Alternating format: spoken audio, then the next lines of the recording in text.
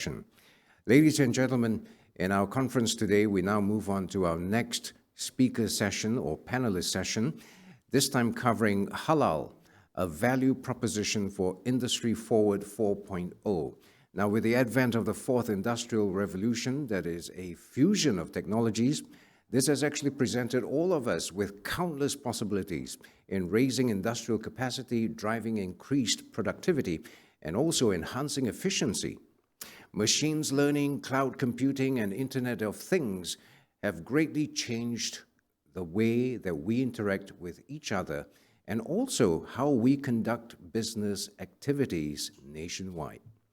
Malaysia's national policy framework to promote the Industry 4.0, aptly known as Industry Forward, is driving digital transformation of manufacturing that would pave the way to enhance productivity, job creation, innovation, capacity, high-skilled talent pool, and ultimately economic prosperity and societal well-being. This would certainly put and position Malaysia as a primary destination for smart manufacturing globally and also attract more high-tech investments. For this session, ladies and gentlemen, I have the great pleasure of handing you over now to our moderator, Mr. Ahmad Khairuddin bin Abdul Rahim, Deputy Chief Executive Officer, Investment Development, MIDA. Over to you.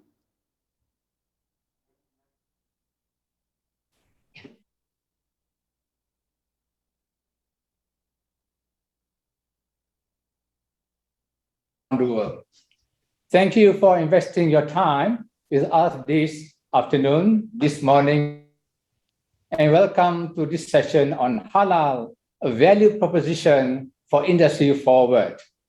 My name is Ahmad Khairuddin, and I will be moderating today's session. The Industry Revolution 4.0 has presented us with countless possibilities in raising industrial capacity, driving increased productivity, and enhancing efficiency. As the nation's investment promotion agency, MIDA, the Malaysian Investment Development Authority, is one of the main players to lead this initiative. The end goal is for companies in Malaysia, domestic and international, become stronger through the adoption of smart technologies. We are now embarking on the National Investment Aspiration, NIA, framework, which is to serve as a basis for comprehensive reforms of Malaysia's investment policy. The NIA focuses on inclusivity and sustainability that is compatible with the environmental, social, and governance ESG goals, as new investment that are anchored upon these elements will propel growth in the technologically sophisticated sectors, as well as strengthen forward and backward linkages. ESG and halal investment share many similarities and goals for sustainable investment. This will eventually become the new norm as companies and investors aligning their values and leveraging their investments for the good of the world and the society. Halal industry is currently one of the fastest growing markets in the world, and with emerging Industry 4.0, the future growth of halal industry and its sustainability can be affected by the advancement of technology. Without further ado, let me introduce you to our panelists this afternoon, this morning, and this evening. Our first panelist is Ms. Hamidah Mishat, the Director of Global Regulatory Affairs of Asia Pacific at Colgate-Palmolive. She leads a team of regulatory affairs professionals in Asia Pacific region and is responsible for management regulatory compliance of Colgate-Palmolive products and ingredients. Our second panelist is Mr. Asif Moidu Ahmad, the Regional Director of Lulu Group Retail Senam Berhad. The group is one of the leading meat produce exporters from India, and their state-of-the-art processing plants are certified with various local and international bodies, conforming to the highest standards of quality excellence and hygiene stipulated by the international market. Our third panelist is Mr. Roslan Osman, the General Manager, Nippon Express Malaysia Sdn Bhd, managing the Halal Logistics Division, which was initiated for the growth of halal logistics in the domestic and cross-border traffic. Our fourth and fifth panelists are Malaysian homegrown SMEs. Mr. Effendi Zulkifli, the founder of Blockwork Sdn Bhd, and has developed a halal blockchain solution for halal clusters and its industries. And last but not least, Ms. Jenny Chuang, founder and managing director of Sydney Cake House, famous for its makcik curry puff. For those who like curry puff, you have to know the word makcik. From her humble bakery business in 1982 to expanding her passion to penetrate into international market, the Sydney Cake House is a local SME to be reckoned with for being industry forward. Now, Ms. Hamida, to you, there's a question. Recognition that the fourth industrial revolution will alter the way we live, the way we work, the way we interact with one another, including how we utilize and deploy highly disruptive technologies. Small and medium enterprises, the SMEs within the halal sphere, are cautious in taking the first steps toward the fourth industrial revolution. So what would be your recommendation from public point of view to those interested to move up the value chain in adapting industry forward? Yes, Ms. Hamida?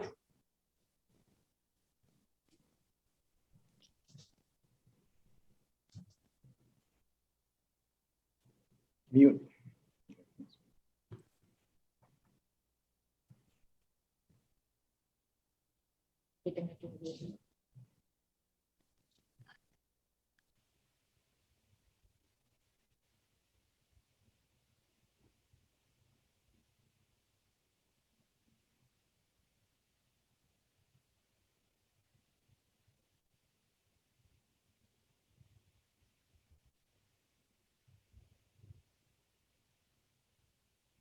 The global halal, am I unmute? Sorry.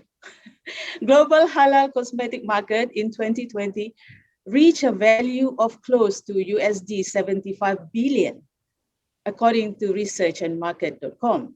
The demand for halal cosmetics globally will continue to increase. Cosmetics comprise a wide range of products, from personal care products, oral care products, skin care products, cosmetics products, meaning that makeup, the color cosmetics, as well as fragrances. And some even are considered as essential products during this pandemic. Companies can consider untapped or less competitive categories with high potentials for growth in the halal segment. Malaysia, for example, is growing as a contract manufacturing site, or OEM, for cosmetics, a great opportunity for SMEs to become regional and global producers of halal cosmetic products, and implementing the fourth industrial revolution certainly will facilitate to achieve this target. Now, the question is halal a value proposition for Industry Revolution 4.0? From our perspective, certainly, especially when we look at the principles and requirements of halal assurance system. The first key requirement of halal assurance system is elimination of possible sources of cross-contamination. Now, if you look at implementing automation, robots, embedded device, smart manufacturing, you can minimize direct contacts by workers with the products being manufactured, and therefore you can achieve the elimination of possible sources of cross-contamination. Traceability is important in halal, and for this you have to have efficient record keeping and data management. Automation, again, all the devices, all the smart system and AI that you implement will promote better record keeping and tracking, easy access to important information, ability to link documents, processes, and records will allow you to easily retrieve information, and therefore you will achieve better traceability. Another key important point of halal assurance system is to avoid non-conformances and non-compliances. Now, when you implement Industry 4.0, you will then have less reliance on human, and this can contribute to reducing error caused by human, another possible contributor to halal non-compliance.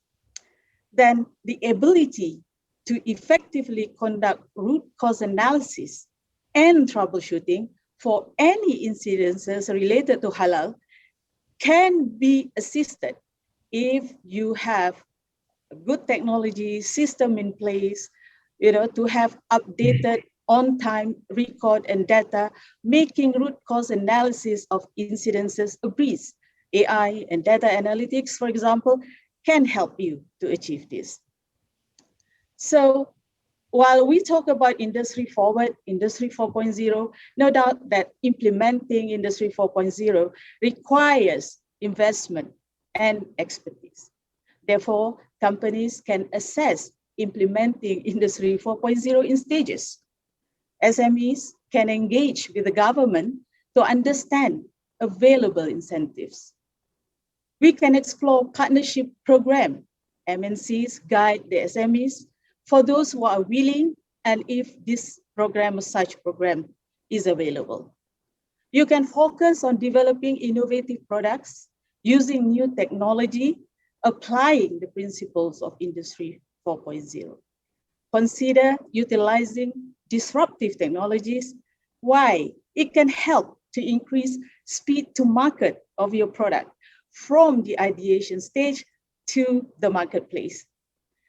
Also consider developing branding and strong business proposition behind halal to be appealing to all consumers globally.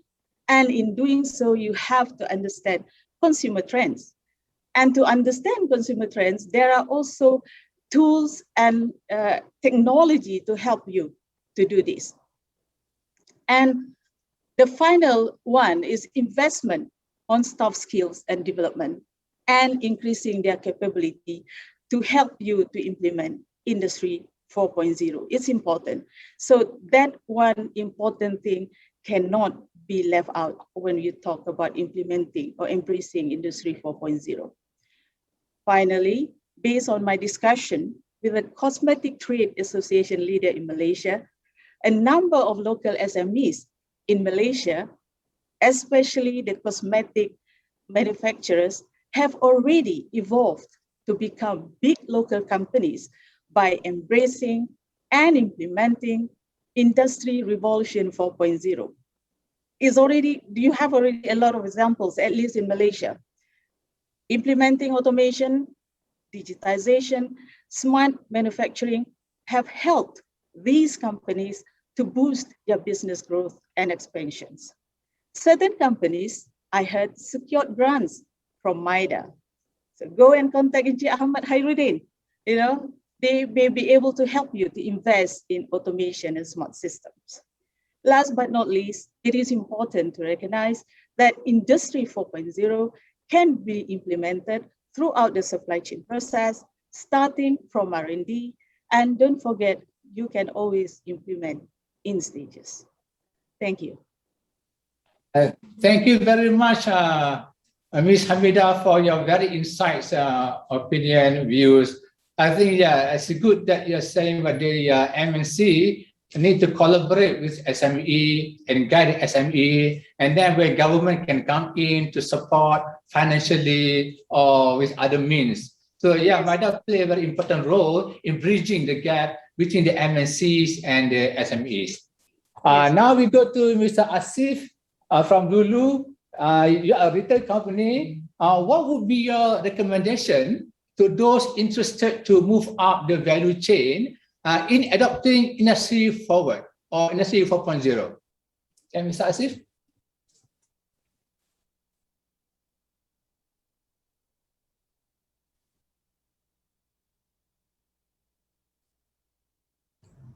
Yes. Assalamu alaikum and good afternoon to all. In the name of God, the most gracious and the most merciful.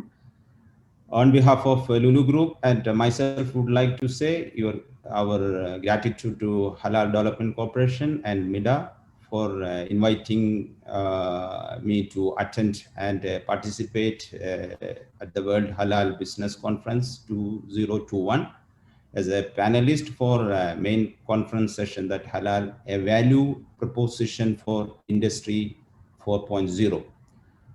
As a leading and chain hypermarket sector, okay, for me, I have some insight to explain here how the opportunities, how we can SMEs can utilize it. That is what I want to be going to say here.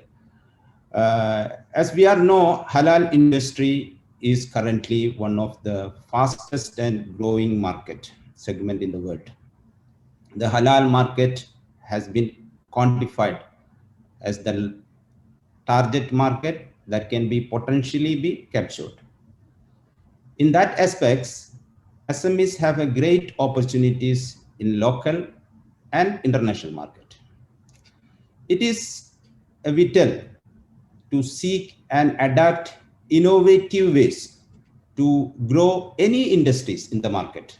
That is very important. Therefore, the adoption of Industry 4.0 is very important in SME sectors to deliver more improved and quality products. The SMEs need to learn how to infuse automation and smart technologies throughout the production lines and supply chains. And adopting the Industry 4.0 model will give a competitive edge over other brands in locally and internationally. If SMEs implementing Industry 4.0, it would help them to widening their products marketing in global level, and it would be easy to find them international clients.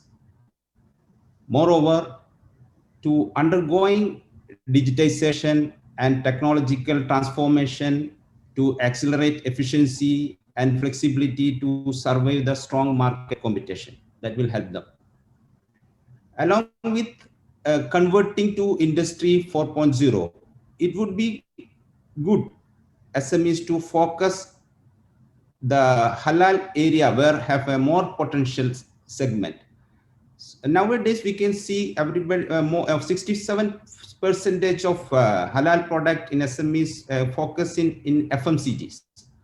So whereas there are a lot of opportunities is there to SMEs to be come forward. For example, specialty processed food, health and beauty, cosmetics and personal care division, and pharmaceuticals. These are the areas is again, there are a lot of opportunities, okay, along with their transforming their technologies to 4.0, then there will be a good opportunity to them. Therefore, with the implementation and adapting of Industry 4.0, the SMEs could successfully widening their market locally and globally. This is what my insights. Thank you. Very much, Mr. Asif, for your very insightful opinion. Yeah, it's good that the SME should now move to the Industry 4.0. I believe some companies, the SMEs, are still skeptical when they heard the word 4.0. It's like robots. They're talking about robots doing the business. So yeah, it's not as yeah, definitely there will be some common challenges when we move to any innovation or technology. But there are many solutions to especially many government institutions like MIDA, many institutions are supporting their SMEs to become at that level. Yeah. So that will be a good opportunity for SMEs. I believe perhaps for the newcomer, they start with 1.0, 2.0, 3.0, not as we jump direct to 4.0, I believe. Okay. All right. Okay. Thank you very much. Now we go to Mr. Roslan. What is the level of adoption of Nasi 4.0 in the logistic sectors, locally, vis-a-vis globally? Mr. Roslan? Very good afternoon. Assalamualaikum. First of all, I'd like to take on this platform to thank Halal Development Corporation and MIDA for inviting us as a panelist. Let me start with how we started Halal Logistics in it's from our headquarters. So at that time, there was no Japanese or multinational company started Halal Logistics. So that's when we started Halal Logistics. It's a part of it's a complete program that we, as a logistic provider, we provide all kinds of services to the community. So we value add Halal Logistics. So, and at the same time, Halal Logistics was a give back to the Muslim community actually. So at that time, there's no one who started Halal Logistics, so we started. So for Halal Logistics, we need partnerships, we need stakeholders to participate.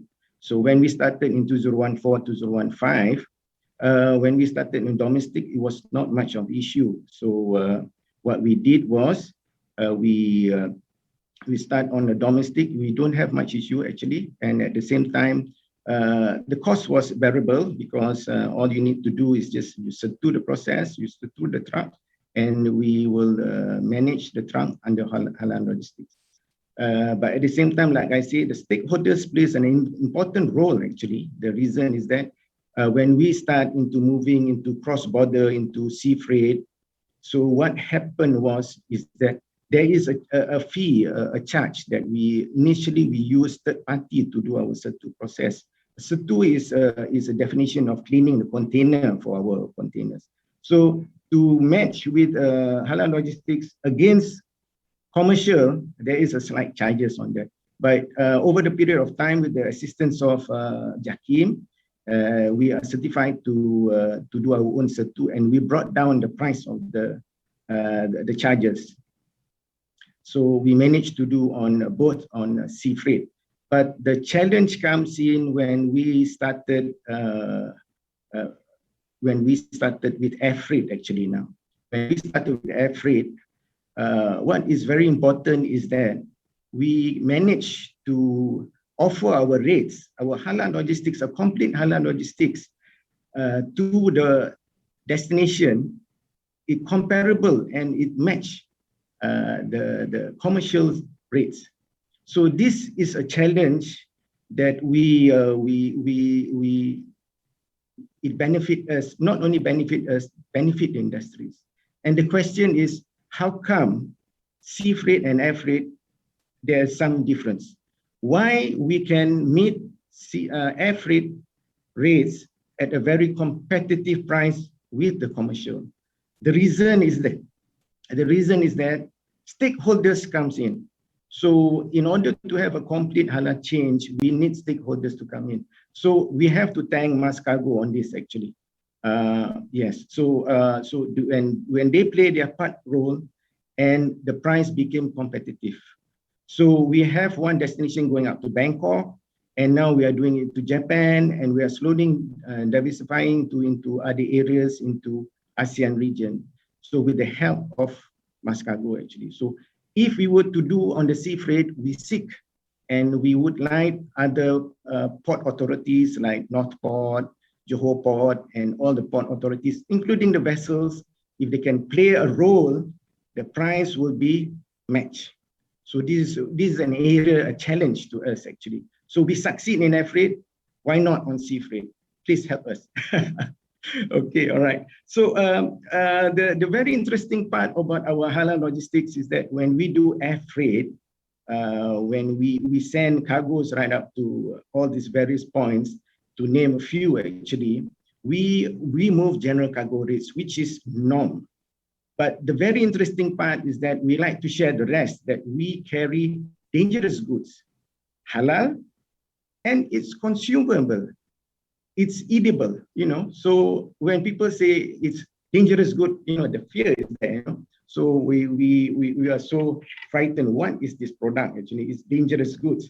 But actually, it's about United Nations UN 1197. It's flavoring. Actually, it's a high flash point for the airline industries. It's dangerous, so you need to have special certification. So as a logistics company, we have halal services. We can do commercial, and we have certification to address dangerous goods. So this is what we want. Our headquarters wants us to have a variable role that we can offer to our customer. It's more to like a one-stop center to our customer. This is what we want to give.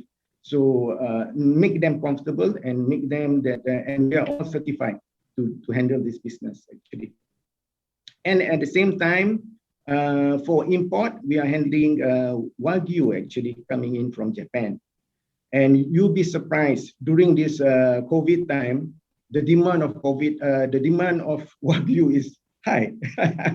Despite it's expensive, you must ask the question why. But my guess is that maybe people don't travel, they have lots of money now, so why not treat themselves? So you'll be surprised Wagyu comes in a lot, and it's interesting actually. So this is first line of defense actually to identify your goods halal. So I would seek like again, if the stakeholders plays a part and they would to come in and indicate that for meats, especially on halal product coming in, why not use halal logistics? A few months ago, we heard about contamination, cross-contamination on meat coming in, which is not halal and all that. So if you use halal logistics, you can immediately rectify these things, just like Mascargo and us, when we handle exports, we need to get halal certificate, and Mascargo also does that. So they want the certificate. So this is where we eradicate and minimize the illegal importers actually. Like again, I say stakeholders have to play a role in it. And for the moving forward on the on our Wagyu, just to let you know, when we barcode, when the importer barcode the meat, they know when it was slaughtered, which abattoir, and when are they arriving. So because Wagyu meat is nice, it's expensive. When the moment they come in, it's chilled. They want to know what is the quality of the meat. So this is where we value add the product. And I think it's a role that everybody should look into it using halal logistics. Is to know that your product is halal, and it's nice that it is good for everyone actually. And on our part also, we are not only on halal logistics. What we do also, we are trying to bridge nations through halal actually. For that matter, within Malaysia and Japan actually, bridging nations through halal logistics actually. So what we did was there was one time we brought food producers from Japan into here. And what we do is that we try to collaborate with a local producer, so to minimize the capital investment actually. So what you can do is that's the right word, is OEM basis actually. Sometimes you don't need to invest such a big capital on investment on a product and your factory or your land, and you just work with the SMEs over here, and then you can get your product and you can export. We want Malaysia as a good springboard for halal products actually. Thank you. It's good that Malaysia, we want to be a halal hub for logistics. So far, not more, only maybe more than 10 Malaysian companies are into halal logistics. Perhaps with the collaboration that they have with Nippon Express, we can turn more Malaysian logistic company to go into halal. And it's interesting that you said just now that the price for the halal logistics is competitive as the commercial rate. So it's very it's interesting to know about that, because we thought when you go to halal, everything becomes more expensive. But now you're saying that it's similar. So that's good. So I hope Malaysian exporters here in Malaysia feel free to go into the halal logistics and use the services provided by either local or international companies in halal logistics. Right. Thank you very much. We come back later on logistics because I like that subject. Now let's go to Mr. Effendi.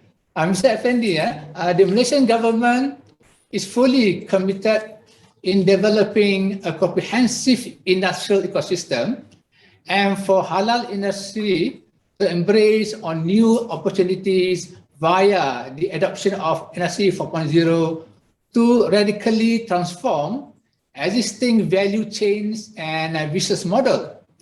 So how would the industry forward add value to in the halal industry? Okay. Thank you to moderator. I would like to express my gratitude to MIDA, to HDC on this invitation. And I also would like to express, I'm so honored to be part of this panel session with powerful panelists. When we talk about technology, when we talk about industry forward, first, I would like to give some definition on what actually industry forward from our perspective, right? From the technology perspective. Fourth industrial revolution actually was first introduced by a team, technologies from Germany. I'm also, I studied blockchain tech, my second degree in Germany, basically work team based, their background from Germany.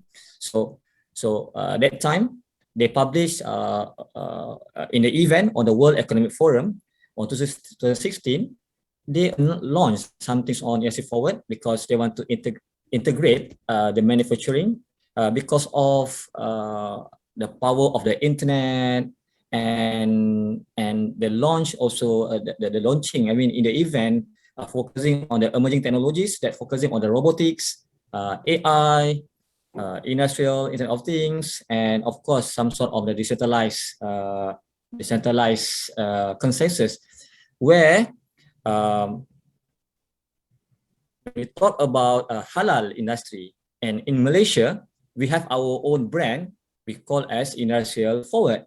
And this year we are so lucky, especially we from blockchain ecosystem, government already announced under the national policy for IR that blockchains are part of the foundational technology in industry forward, as long with the IoT, with the AI, and of course with the manufacturing perspective.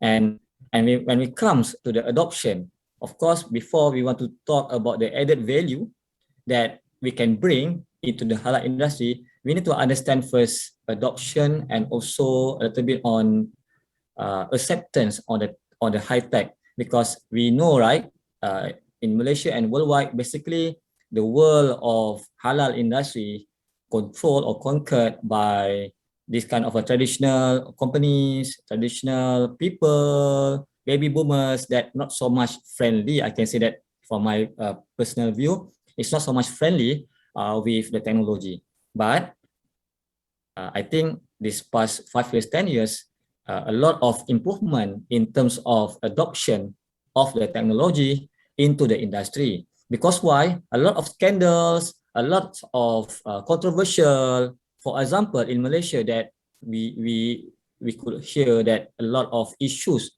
where the issues of non-halal and halal meats, for example, right, were mixed, and then they sold kangaroo, but they claim there is a cow meat, for example.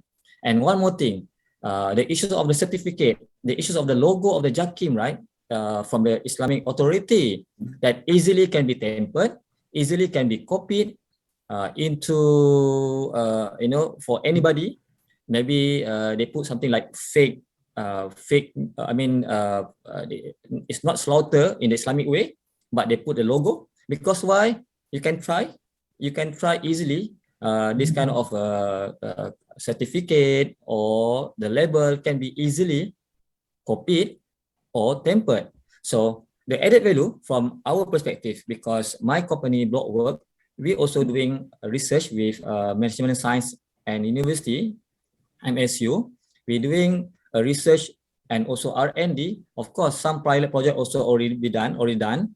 That how we can use halal, we can use blockchain, where blockchain is a part of a industry IR 4.0 solution to ensure that the authenticity, the traceability, the authentic, I mean, in terms of traceability monitoring, that can reduce this kind of the ungenuine, and of course the scandals, right? So the added value is the huge potential. For example, by having the blockchain, because a little bit information on the blockchain for the guys who, anybody who maybe not so much familiar, we can say that blockchain is a technology that can be used to monitor all the data as a consensus mechanism, where all the data will be decentralized, where nobody will be controlled solely or monopoly the data. For example, maybe the data of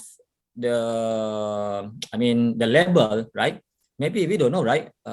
Because of the issue of the bribery, sometimes because controlled by central people, only one body or one organization. So a lot of, this kind of fishy activities can be done behind because of the bribery, right? So if we put all the data in the blockchain tech, for example, where we have IoT and also AI who can monitor 24/7, every minute, every second, where the data also can be monitored by authorities such as policemen, anti-bribery organization. By that, we can have some sort of a consensus or public monitoring to the data. And of course, it's easy for the authority, such as Islamic authority can monitor all the certification body all around the world, because how they can control maybe more than 30 certified bodies in more than 40 countries, right? They need to do some ambush, but how much manpower that they have to control these issues. So of course, the added value can, for exporters, example, they can ensure that the trust, they can ensure that the people, their customers, their clients will have more trust, and also they can the sale can be up, because why? They can show that, okay, we have a blockchain tech, for example, right? I'm not talking about on the marketing or selling perspective, because we did this for one ecosystem, groceries ecosystem in Malaysia, and they are doing very well because, for example, as a user's perspective, right? If I want to go to the groceries, I want to ensure that the meat actually is slaughtered by Islamic way, by using my handphone. Then I just scan into the QR code, and QR code already integrated by blockchain, and easily, not just me as an end users, but also the owner of the groceries, the authority, and until the slaughtering house. We know that who is the slaughter, the transportation, the logistics as well. So this is a thing that I think the added value from the trust perspective, from the economic perspective. If people neglect to buy, or the bad image for certain supplier, for example, because of maybe not actually involved by the suppliers, but maybe involved by the logistic part, right? So the effect will be the holistic effect to the whole ecosystem, because certain scandal at the middle stream level, for example. So by having the blockchain, all parties involved can have consensus, or we call as the holistic approach to monitor the data traceability, where we are doing right now. And hopefully, by having this kind of a technology, we can solve a lot of a problem, the scandals. Because when we're talking about Muslim perspective, I'm a Muslim. Basically, for Muslim, they don't care about heaven in the world if the heaven in the world don't have halal food, right?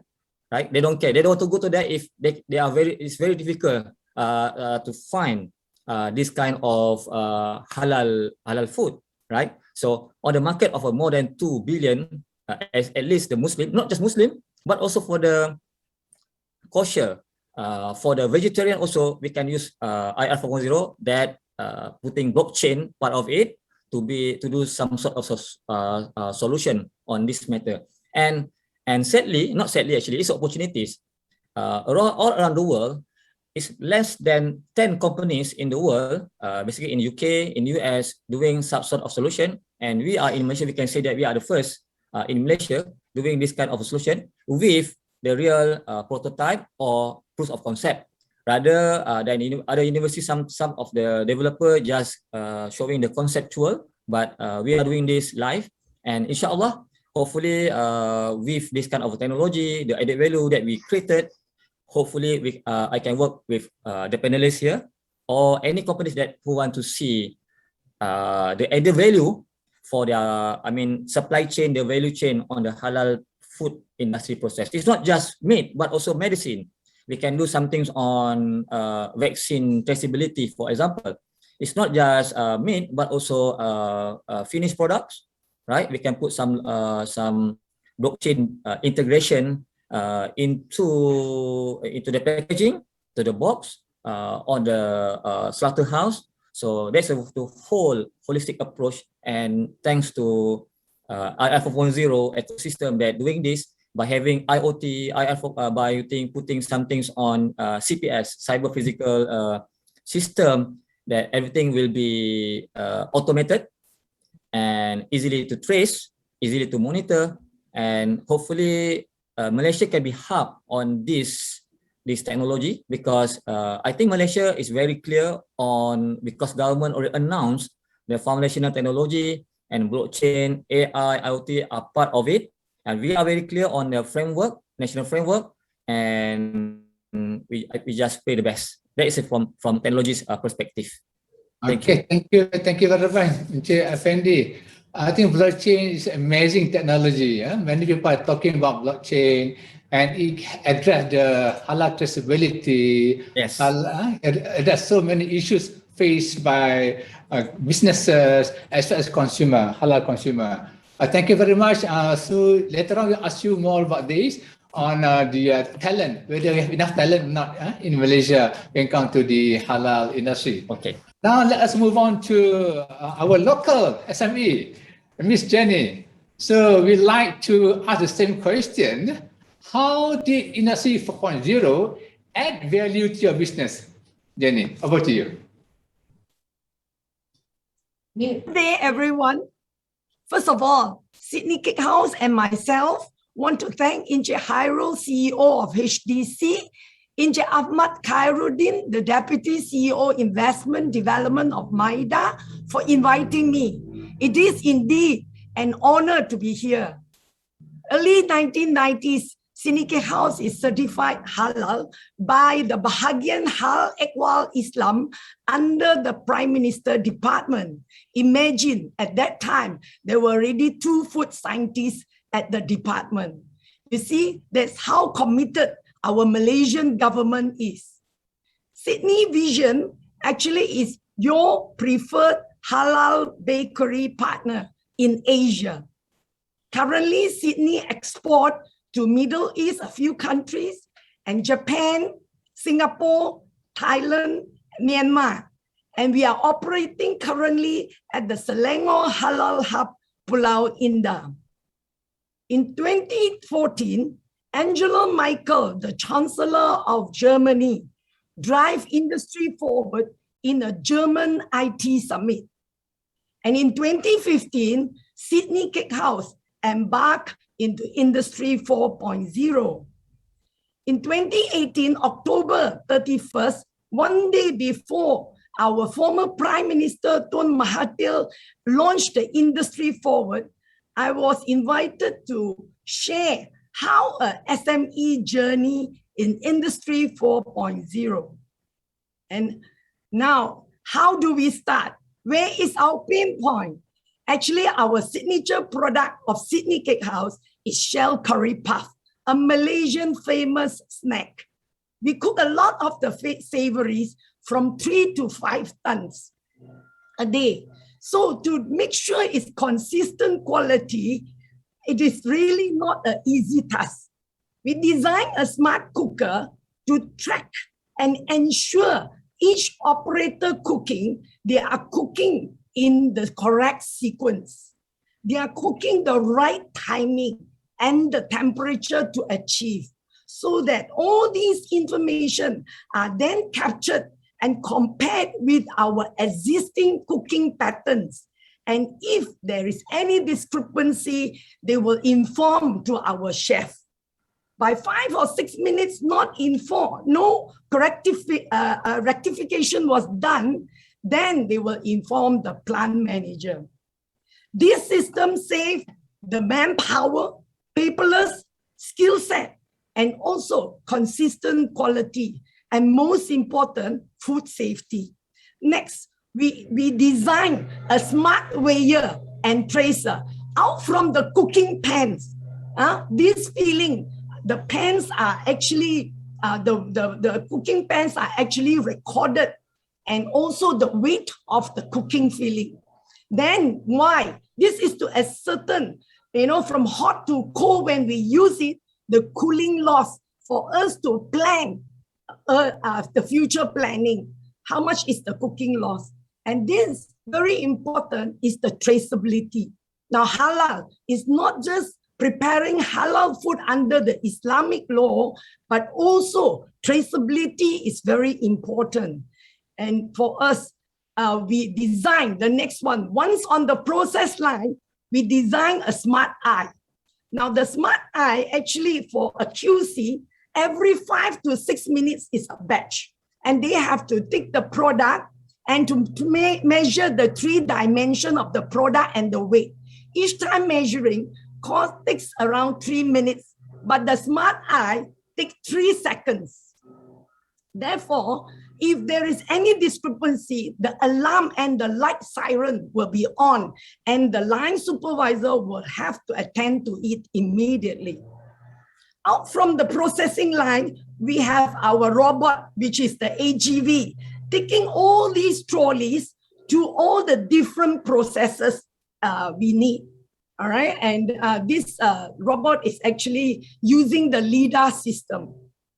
Then, as what I said just now, every station, all the operators will key in the frame production record. We do not use a batch control form. The beauty of this is not only we are environment friendly, because there is no batch control form, because some of these forms sometimes halfway were lost also. So we don't use any paper, it's paperless. And also, most important, the minute the production packed finish, the real time, the costing, you will know. We do not need even to have a costing clerk to key in how much is the cost. We are very lucky.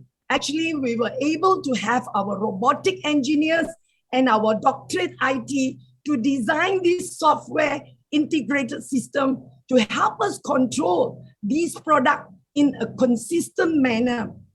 We produce actually world-class croissant.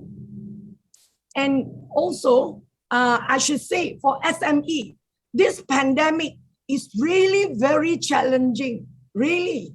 And personal safety is very important. At that time, we design our own face recognition. Why? Because through the face recognition, we actually will decide whether to open the door for them to go into the production or going into the office. Because if their temperature is more than 37.5, then they are not allowed. And this information will be informed to the respective managers.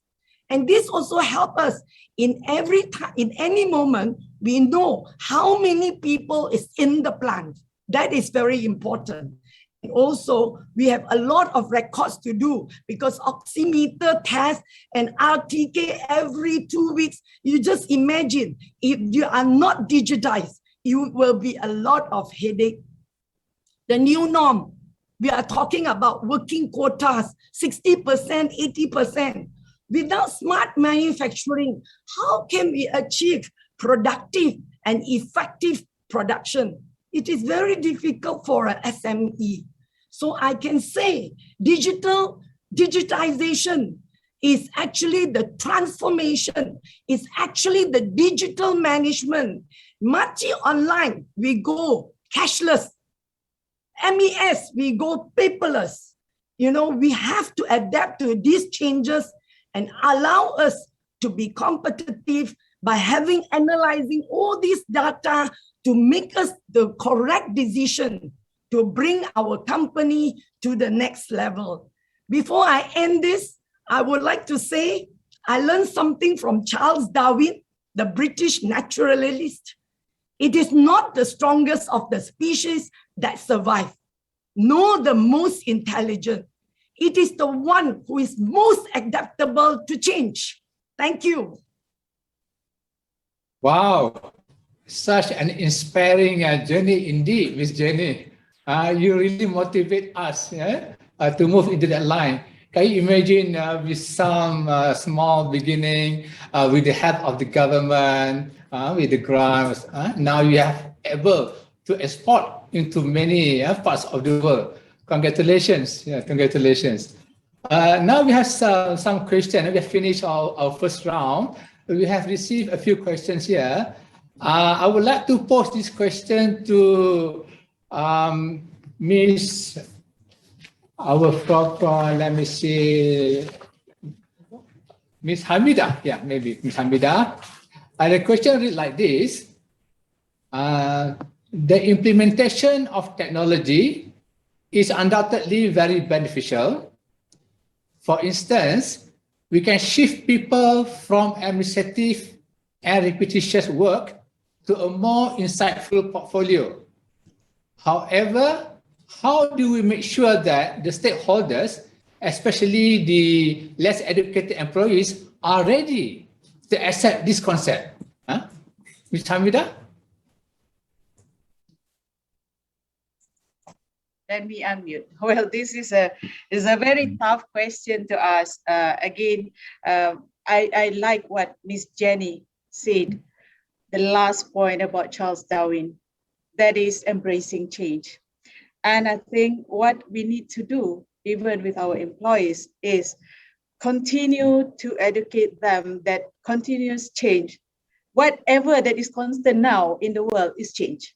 So therefore, employees needs to be educated, needs to be trained, needs to be made aware that, you know, they have to embrace change. Because if we are not willing to change, we will be left behind. And not necessarily, what you mentioned just now, Sheikh Ahmad Khairuddin, not necessarily that we just get rid of employees.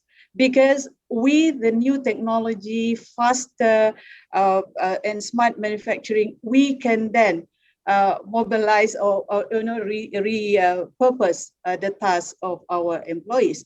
And this can actually perhaps help them to develop new skills. You know, they are so used to the previous skill, we then retrain them to have better skills.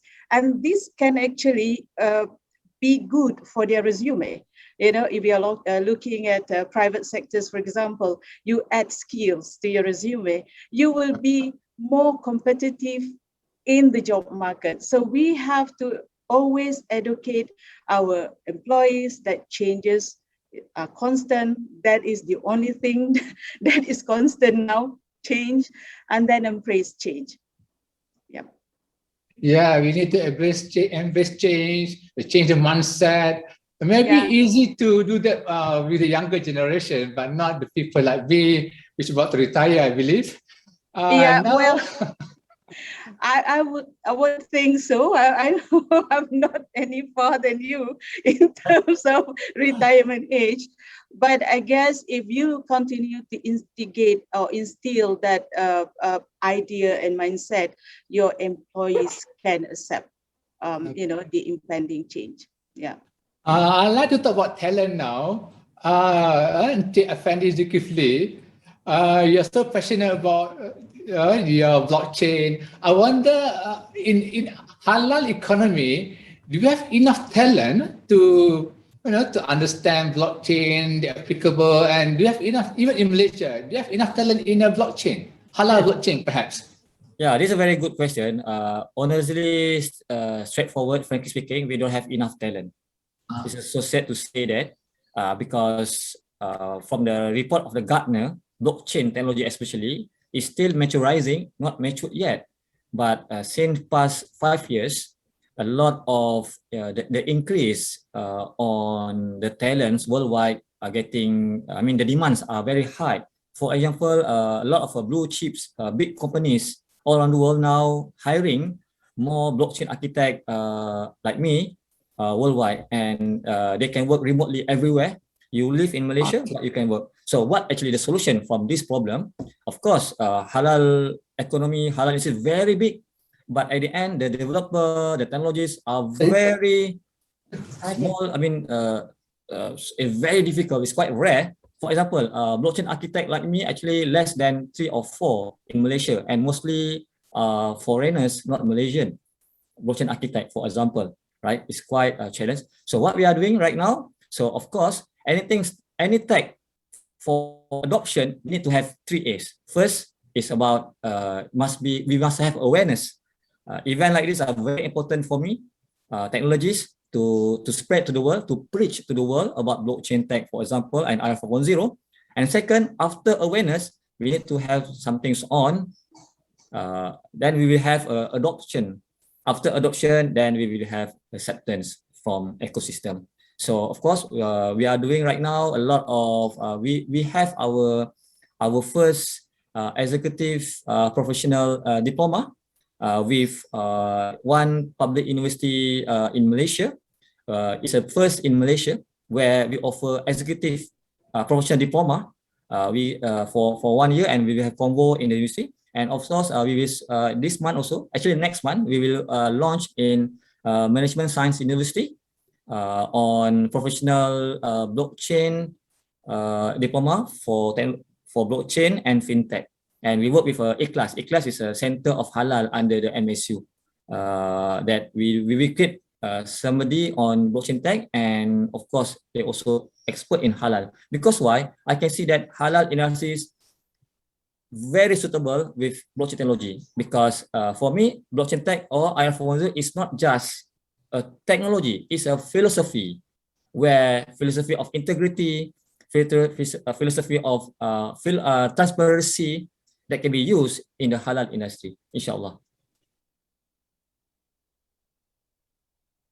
And here in Malaysia, even around the world, I hope our audience here from the academics from the local university or even international university look into this. So and Mr. Ahmad, actually, I'm also doing my PhD in MSU, focusing on blockchain and fintech. Oh, so you're saying only one university now in Malaysia. Right. Yeah, and we do a lot of research R&D with experts and academicians worldwide. All right. Okay. Now I'd like to ask a question to Mr. Asif regarding retail. So you are the big player in retail business in Malaysia, especially in the village. We call it kampung. There's so many small shops there. I wonder how we can encourage them to adopt some form of technology. I don't think they would know 4.0, but their children would know. So how to encourage, even in villages, people adopt some form of higher technology instead of cash? Any advice from you, Mr. Asif? Yeah. Thank you very much, Ahmad. Yeah, it's a good question. Actually, we all discussed it, the importance of upgrading the industries to get the market opportunity locally and globally. So definitely to survey the SME sector, they must have to be gradually, at least, to come to this adapting procedure. So there are some, as I mentioned, challenges are there, definitely. Okay, so the awareness is very important. Okay, so in the giving in the awareness is there are a lot of government institutions are there to guide them to how to move in this direction. Okay, then other area, the benefits. What are the benefits is they are going to be get it from there? Maybe for the beginning stage there will be some cost will come. That, but the later part, the long run. Okay, how the very clearly the Sydney cake is explained here. This during this pandemic situation, the manpower is reduced and they was not able to come to the work. So how they have given according to the market demand their product without any interruption. So that is they converted to the technology. So that is the reason. So anyway, financial definitely there is a lot of banks are Islamic banks are there supporting. Okay, so if the SMEs is approaching to them, to contacting definitely the financial support also easily they could have to be get it. So in that sense is my opinion is that to get the SMEs to the market opportunity, definitely there must have to be do some changes. Okay, as for example, now what I can say, we are daily experiencing, daily contacting the customers. Okay, so around 1.2 million shoppers are every day. So we know what is the consumers requirements, what is consumers is looking. So in that level, their demand is there. So they are standardizing their product. Definitely, there is a opportunity there. So that is what I have to tell in this. Thank you very much. Always somebody can help us. Yeah, those people in the village do reach out to some government agencies like we have MIDA, we have SMA Corp, HDC, and many others. Oh, Mara even can help out those small businesses to do better in their technology advancement. Okay, ladies and gentlemen, due to short time, so we apologize not able to answer all your questions. Still a lot are coming in now. However, the event secretariat will compile all your questions and we will do our best to provide the answer. I'd like to thank the panelists who have shared their wisdom and insights to create real value and takeaways for the audience. For those who seek facilitation and want to know more about Industry Forward, Industry Forward is for Malaysia, I think around the world they use 4.0. The incentives from government, please visit our MIDA webpage at www.mida.gov.my or email us at investmalaysia@mida.gov.my. investmalaysia@mida.gov.my. Thank you and stay safe. Assalamualaikum warahmatullahi wabarakatuh.